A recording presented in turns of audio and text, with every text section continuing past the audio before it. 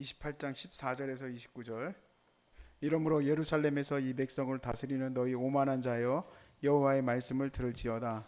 너희가 말하기를 우리는 사망과 언약하였고 수월과 맹약하였은즉 넘치는 재앙이 밀려올지라도 우리에게 미치지 못하리니 우리는 거짓을 우리의 피난처로 삼았고 허위 아래에 우리를 숨겼음이라 하는도다. 그러므로 주 여호와께서 이같이 이르시되 보라 내가 한 돌을 시온에 두어 기초를 삼았노니 그 시험한 돌이요 귀하고 견고한 기초돌이라.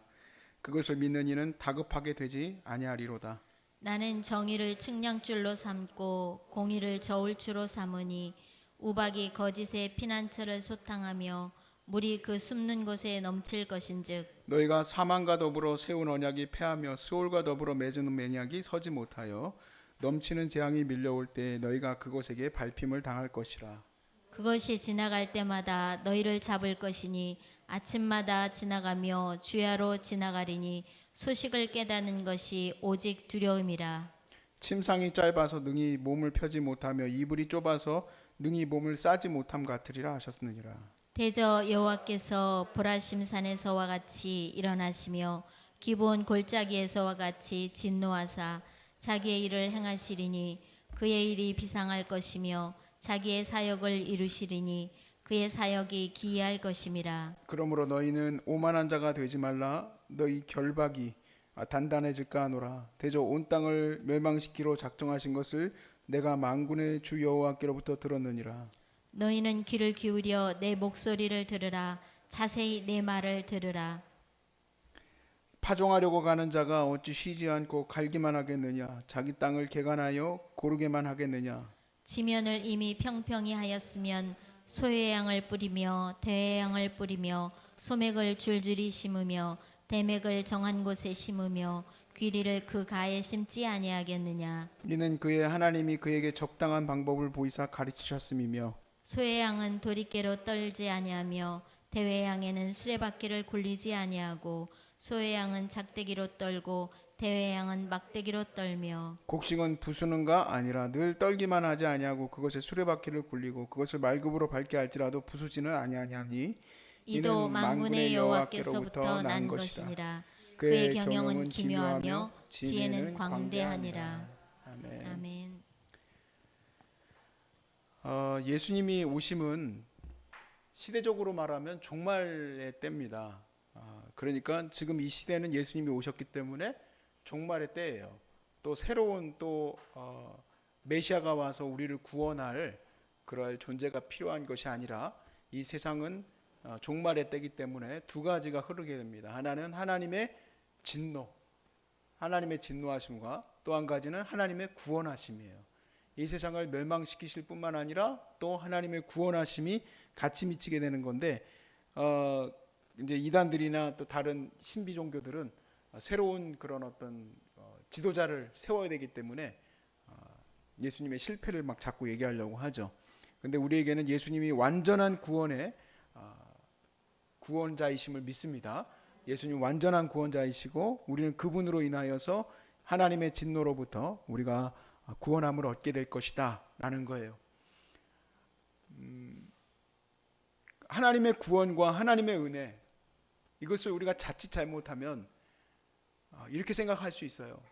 내가 죽는 날까지 전쟁도 일어나지 않고 사기도 안 당하고 암도 안 걸리고 코로나가 밖에 창궐하 해도 나는 코로나와 상관없어서 나는 코로나와 아무 상관없다.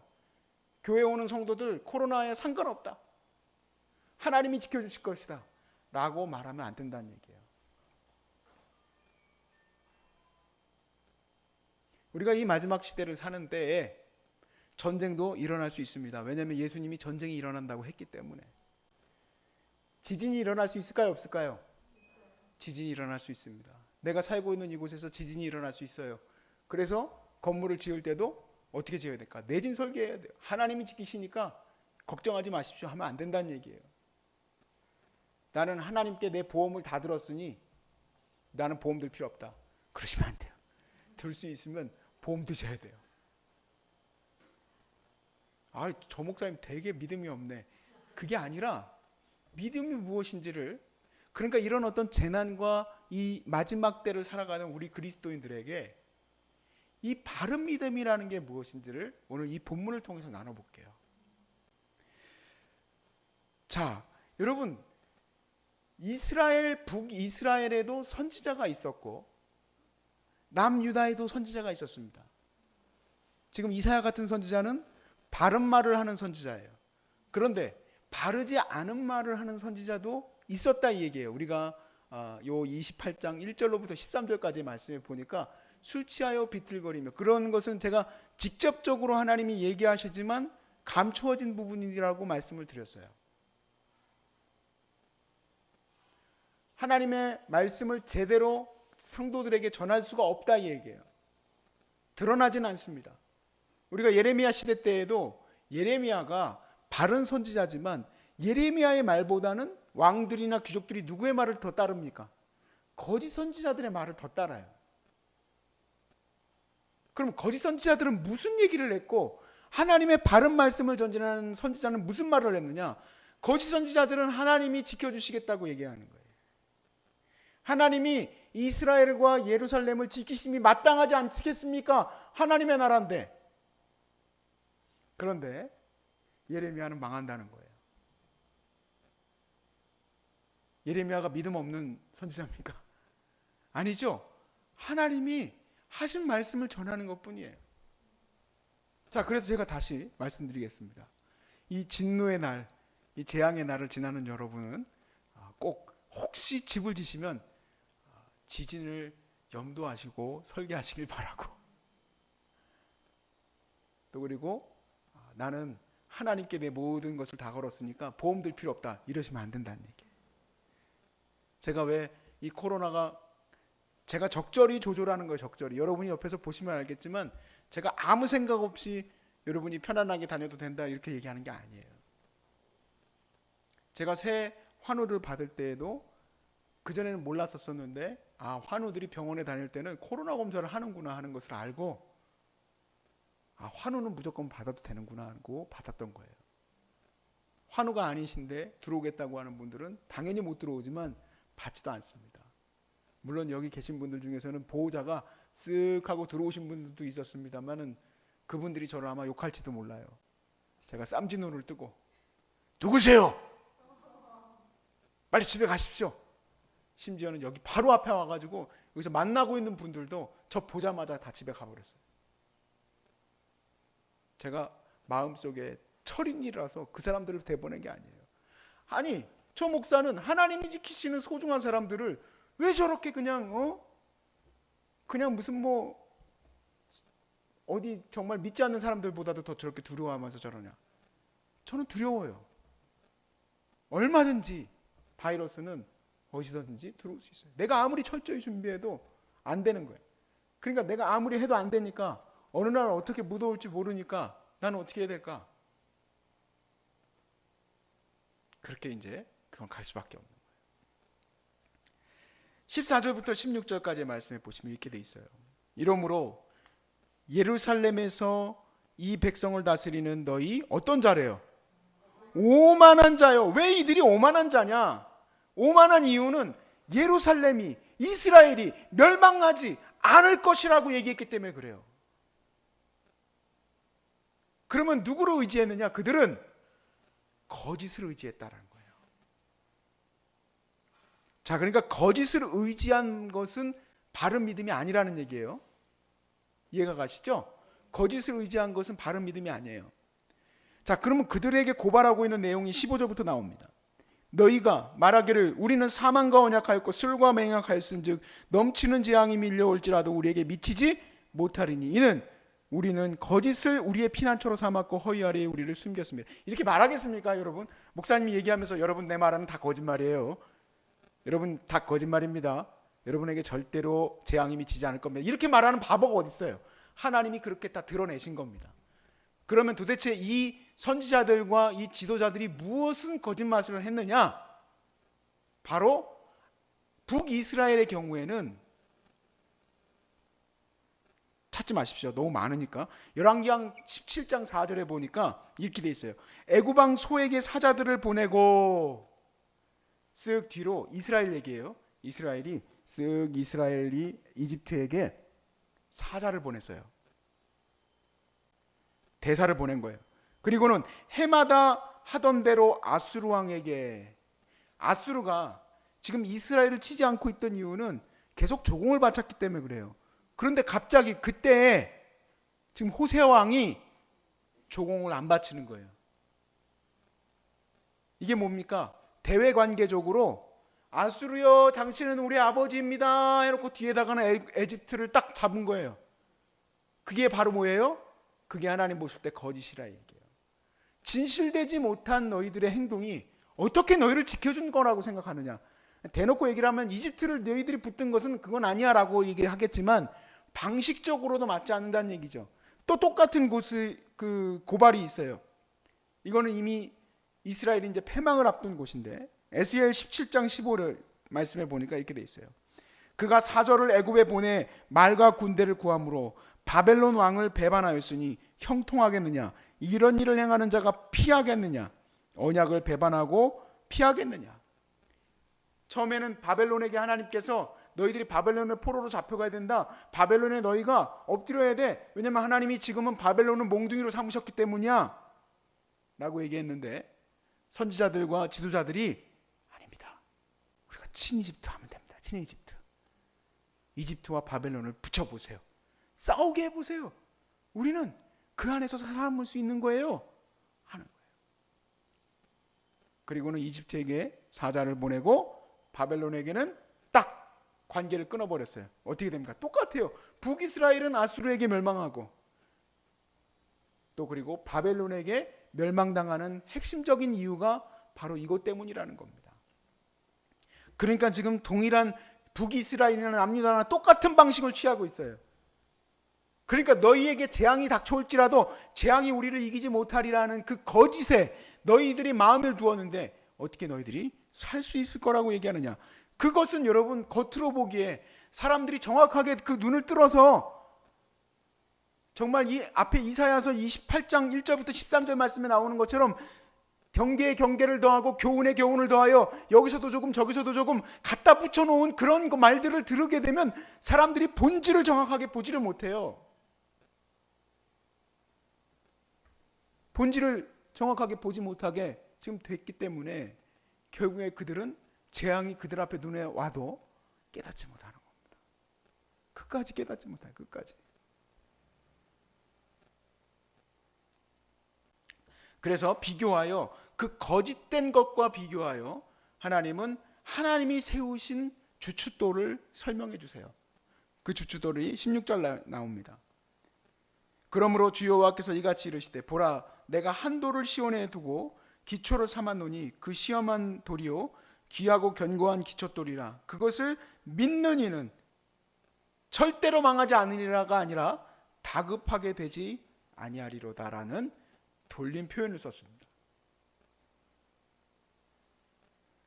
자, 거짓과 허영이라는 그것과 비교하여서 시온의 기초석, 이 시온의 기초석은 다급한 상황까지 가지 않게 할 것이다 라고 얘기해요. 우리가 이사야서 말씀에 보니까 하나님이 견고한 성읍을 유다에게 허락하리라 말씀하셨어요. 이 견고한 성읍의 반석 기초는 하나님의 거룩한 하나님을 믿는 믿음이에요. 각 성도의 그 믿음, 흔들리지 않는 믿음이 바로 그 성읍의 반석이고 또 그리고 그 길은 공의의 길, 정의의 길, 하나님의 의로움의 길을 가는 것이 바로 그 길이라고 했어요. 그리고 이 성읍에 주춧돌, 새로운 돌을 놓게 되는데 이 새로운 돌이 뭡니까? 바로 우리가 믿고 있는 예수 그리스도예요. 근데 이 예수 그리스도이신 이 주춧돌이 시편 118편 22절에 보니까 건축자가 버린 돌이 진모퉁이의 머릿돌이 되었다 그랬어요. 그러니까 실어 버림받은 돌이에요.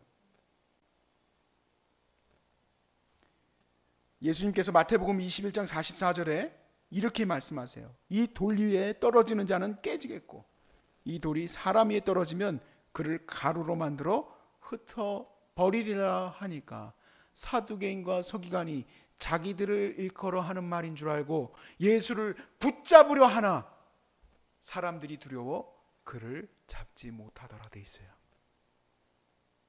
그 이상한 말입니다.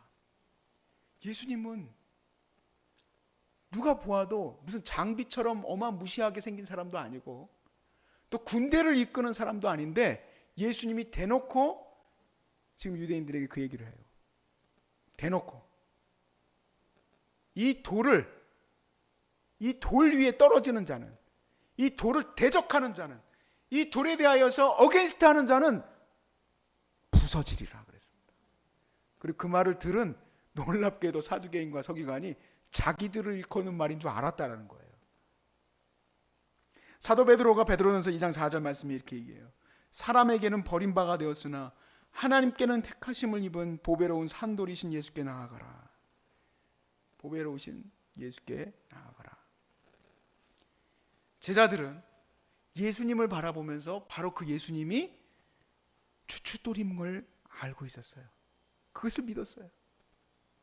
근데 반대로 그 당시에 그 지도자들은 언제든지 우리 옛날에 하스몬 왕조 우리 선배들이 저 엄청난 헬라와 싸워서 우리 이 예루살렘을 지켰던 것처럼 우리도 언제든지 이겨낼 수 있다라는 그런 확고한 믿음을 가졌어요.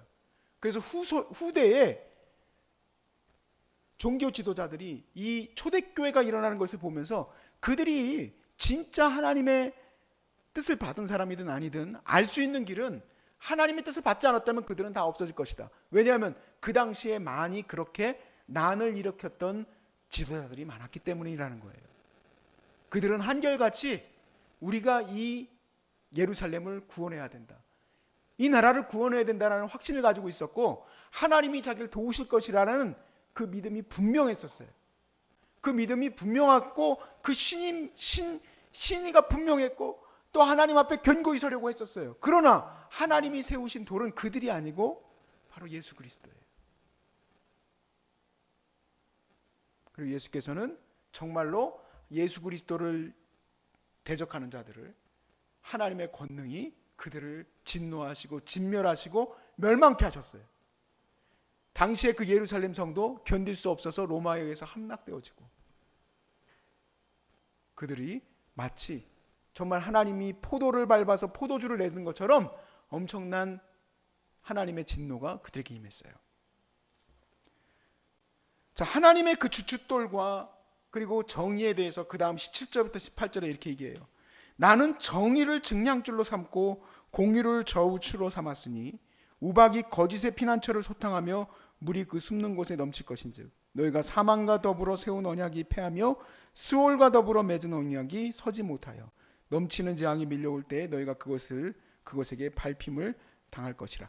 하나님은 공의의 하나님이시기 때문에 거짓된 믿음 위에 서 있는 것은 쓸려져 나갈 수밖에 없다라는 거예요.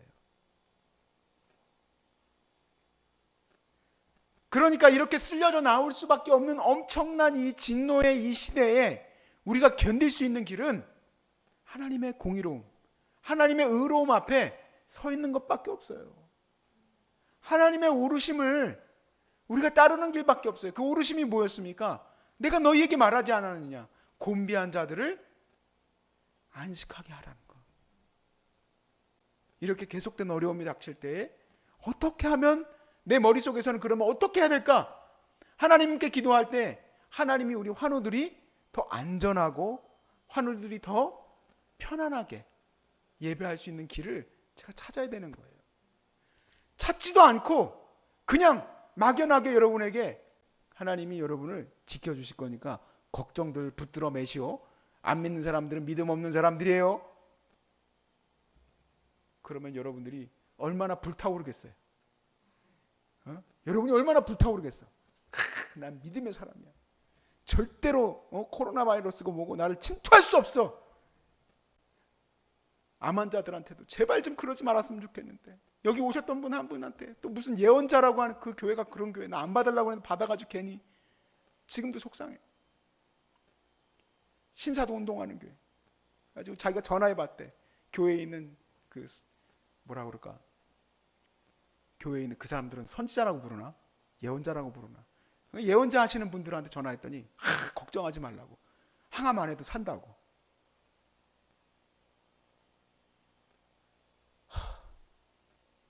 돌아버리겠네. 제가 몇 번을 이렇게 해도 안 돼요. 안 돼. 절대 안 돼. 설득이 안 돼. 설득이.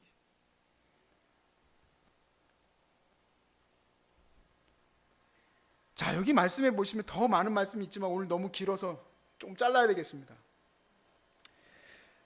23절부터 29절까지 말씀해 보면 하나님의 심판이 가는 거예요. 근데 갈아내지만 그것이 심각할 정도 갈아내는 게 아니다라는 것을 지금 농부의 그 이야기로 쓰여 있어요.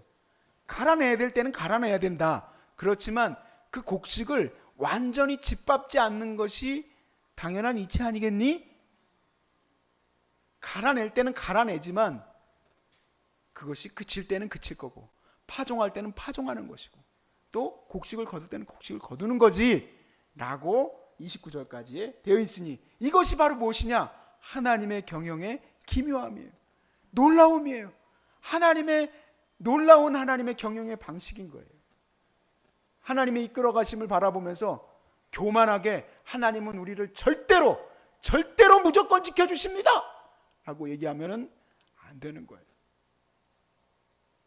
우리가 할 것은 하나님의 이 진노 앞에서 우리가 조금이라도 피할 길을 내주시길 기도해야 되는 거고, 그리고 그 가운데에서 우리의 믿음은 어디를 향해 있어야 되느냐?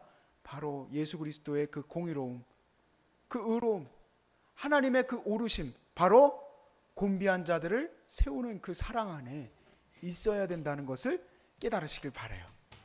그러면 주님이 혹시 압니까? 이번 정말 홍수 이 산사태 가운데서도 주님이 산사태가 날 때에 우리 옆길로 슥 나오게 하시고, 또 그뿐만 아니라 여기 있던 이 수많은 토사를 정말 한 주 만에 다 치워냈어요. 그래서 주변에 있던 사람들도 다 놀래요. 그리고 저보러 그래요. 아유, 거기 목사님이 젊은 목사님이어서 그래 빨리 치웠나 봐요. 내가 무슨 손오공이에요? 손오공 이렇게 막 머리 뽑아내면은 많이 나타나잖아요. 내가 많이 나와봐야 별로 소용없어. 정집사님이 많이 나와야 돼 보니까. 그래서 이게 다 치워졌습니까? 아니에요. 하나님이 산사태도 뭐도 절대로 소중한 사람들은 안 나타난다, 그런 교만한 말씀 마시고,